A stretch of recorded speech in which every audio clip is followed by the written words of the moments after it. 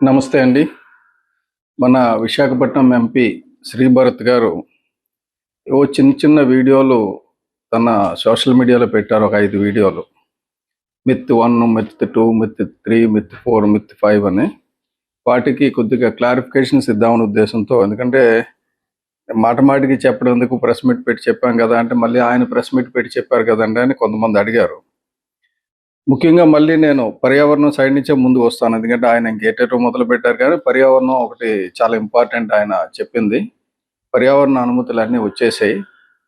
So పర్యావరణ అనుమతులు తీసుకున్న తర్వాత కూడా పర్యావరణ అనుమతులు రాలేదని పర్యావరణ వ్యక్తులు చెప్పడం కరెక్ట్ కాదు. ఏప్రిల్ 18న ఒక పర్యావరణ అనుమతి వస్తే జూన్ 10వ తారీఖునే రెండో పర్యావరణ అనుమతి వచ్చిందని చెప్పారు. అది కూడా పర్యావరణ ప్రభావ అంచనాలు వేసి ఈఐఏ వేసి ఎన్విరాన్మెంట్ ఇంపాక్ట్ అసెస్మెంట్ చేసి అనుమతులు ఇచ్చారని. లేదండి ఎంపీ గారు, మీకు తెలియదేమో, మీరు తీసుకున్న అనుమతులు కేవలం భవన నిర్మాణాలకి, డేటా సెంటర్ నిర్మాణానికి కాదు.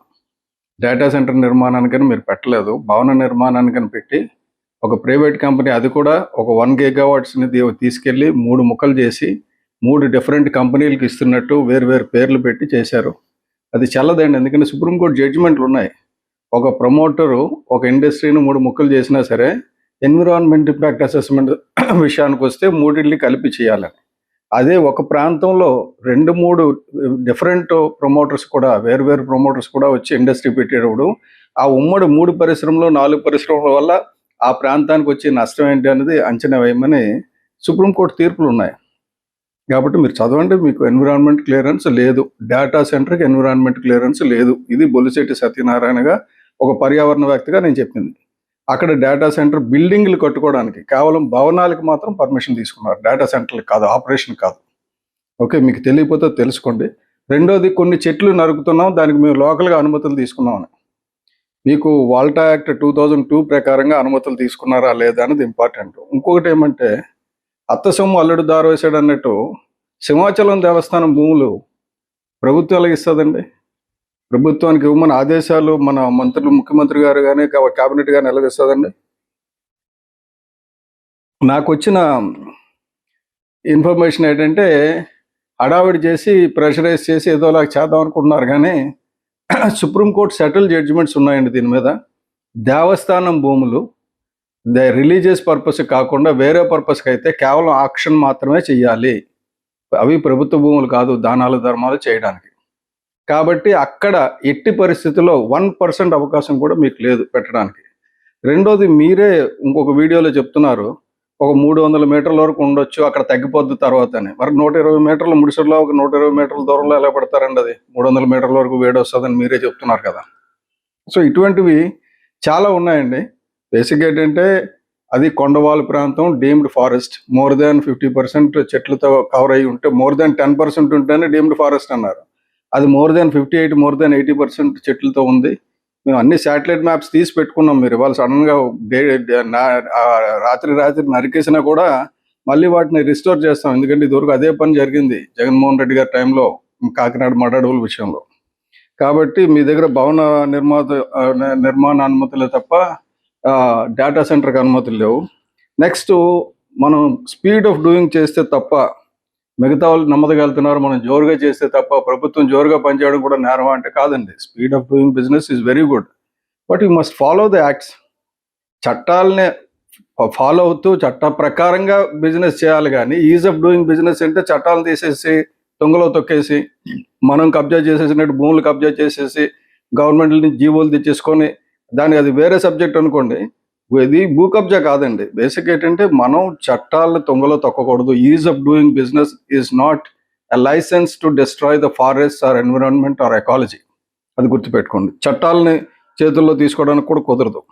అలాగే మీరు చెప్పారు లైట్ ఫైటర్ జెట్ 36 రోజుల్లో శంకుస్థాపన చేయాలి, మంచిది. మీరు ఏదైనా చేయండి. మీరు పర్యావరణ ప్రభావం అంచనా అనుమతి కూడా అక్కర్లేదు. అసలు ఎక్కడ పెట్టకూడదు, ఎక్కడ పెట్టాలన్నది ఉంది. అవి చూడండి. అవి చూడకుండా ఈ దేవస్థానం భూములు, రిజర్వాయర్ ప్రాంతంలో, కంబాలకొండ ప్రాంతంలో, ఇంకో చుక్కలకొండ ప్రాంతంలో, ఇవన్నీ కరెక్ట్ కాదు. నెక్స్ట్, డీసాలినేషన్ ప్లాంట్ గురించి చాలా శాస్త్రోక్తంగా మీకు తెలిసింది చెప్పారు. బట్ నాకు జాలేస్తుంది. ఎందుకంటే మీరు చెప్తున్నారు, నాకు పర్యావరణ వ్యక్తులను చూస్తే కాస్త కోపం వస్తుంది, బాధ వేస్తుందని. నాకు మిమ్మల్ని చూస్తే జాలి వేస్తుందండి. ఎందుకంటే డీసాలినేషన్ ప్లాంట్ ఎక్కడ పెడుతున్నానన్నారు? పుడిమడుగులో పెడుతున్నానన్నారు. 100 mld. ఎవరికి వచ్చిందండి ఆ చెత్త ఆలోచన? పుడిమడుగులో మత్స్యకారుల గురించి ఒక జెట్టి కడుతున్నాం అన్నారు 300 కోట్లు పెట్టి. ఎక్కడైతే మత్స్యకారులు జెట్టి కడతారో అక్కడ డీసాలినేషన్ ప్లాంట్ పెడతారా? డీసాలినేషన్ అంటే వచ్చిన సాంద్రత ఉన్న ఉప్పు బ్రెయిన్ని ఎక్కడ పంపిస్తారు? అది సముద్రంలో పంపిస్తే అక్కడ మత్స్య సంపద నాశనం అయిపోద్ది కదా. అదొక డెడ్ జోన్ కింద క్రియేట్ అవుతుంది కదా. డీసాలినేషన్ అనేది ఎక్స్ట్రీమ్ స్టెప్ అండి. అసలు మనం డీసాలినేషన్ వైపు చూడకూడదు. మన భారతదేశం అసలు చూడకూడదు. ఈ మిల్లీమీటర్ వర్షపాతం ఉన్నది ఎట్టి పరిస్థితుల్లో డీసాలినేషన్ వైపు చూడకూడదు. మనం వాటర్ కన్జర్వేషన్ చేసుకోవాలి. మీరు ఎంపీగా ఉన్న ప్రాంతంలో ఎంతవరకు తగ్గిపోయిందో, భూగర్భ జలాలు ఎంత అడుగుండిపోయో చూడండి. ఎందుకు అంత ఇప్పుడు 87%, 80% ప్రజలు పంపుల మీద, బోర్ వాటర్ల మీద ఎందుకు ఆధారపడుతున్నారో చూడండి, స్టడీ చేయండి. ఎందుకు అంత గట్టిగా పడిపోయింది? మీరేమో ఇజ్రాయెల్ అవన్నీ చెప్తున్నారు. అక్కడ ఆ దేశాల్లో వాటర్ లేదు. వాళ్ళు తప్పనిసరి పరిస్థితుల్లో అంటే వేరే గత్యంతరం లాగా చేస్తున్నారు. మనం ఎందుకు చేయాలి? అది ఎట్టి పరిస్థితుల్లో కూడా డీసాలినేషన్ అనేది ఆప్షన్ కాదండి. డీసాలినేషన్ వల్ల నష్టం జరుగుతుంది. ముఖ్యంగా పుడిమడుగులో అది మత్స్యకారులు పొట్ట కొట్టడం అవుతుంది డీసాలినేషన్ అంటే. ఇంకో విషయం, మత్స్యకారులు అంటే అసలు మీకు పడదేమో. ఎందుకంటే మీరున్న నియోజకవర్గంలో రోజు మీరు కాలేజీకి వెళ్తున్నప్పుడు, యూనివర్సిటీకి వెళ్తున్నప్పుడు లాసెన్స్ బే దగ్గర అంత మురుగునీరు కలుస్తుంది కదా. అది దాదాపు 20-30 సంవత్సరాల నుంచి కలుస్తుంది. ఎందుకు పట్టించుకోరు? మీ ఎమ్మెల్యే ఉన్నారు 4 సార్లు అక్కడి నుంచి ఎలక్ట్ అయ్యారు. మీరు ఎంపీగా ఉన్నారు. ఇప్పుడు మీరు ఎంపీగా వచ్చి 2 సంవత్సరాలు అయింది.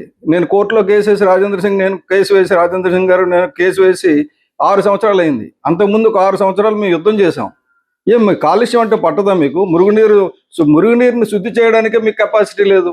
మీరు పెద్ద పెద్ద మాటలని చెప్తున్నారు. సో ఇది కరెక్ట్ కాదండి. నీటి భద్రత గురించి చెప్తున్నారు. మనకి 2110 mld వచ్చేస్తుంది కాబట్టి ఎగిరే పెట్టకి మసాలా నూరడం అంటారు మా శ్రీకాకుళం భాషలో, ఉత్తరాంధ్ర భాషలో. అలాగా ఎగిరే పెట్టుకు మసాలా నూరొద్దండి.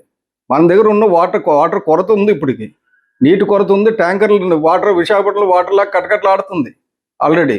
అటువంటి పరిస్థితుల్లో మీరు పోయి మనకి చాలా ఎక్కువ ఉంది, మనం దానాలు ధర్మాలు చేస్తామంటే కాదండి. ప్రతి చుక్క అలాట్ అయ్యింది. మీరు అలాట్మెంట్ చేసే ముందు రైతులకి, ప్రజలకి అన్ని చూసిన తర్వాత, పరిశ్రమలు ఇప్పుడున్న పరిశ్రమలకు నీటి అవసరాలు చూసిన తర్వాత అడిషనల్గా ఇది ఇవ్వాలి.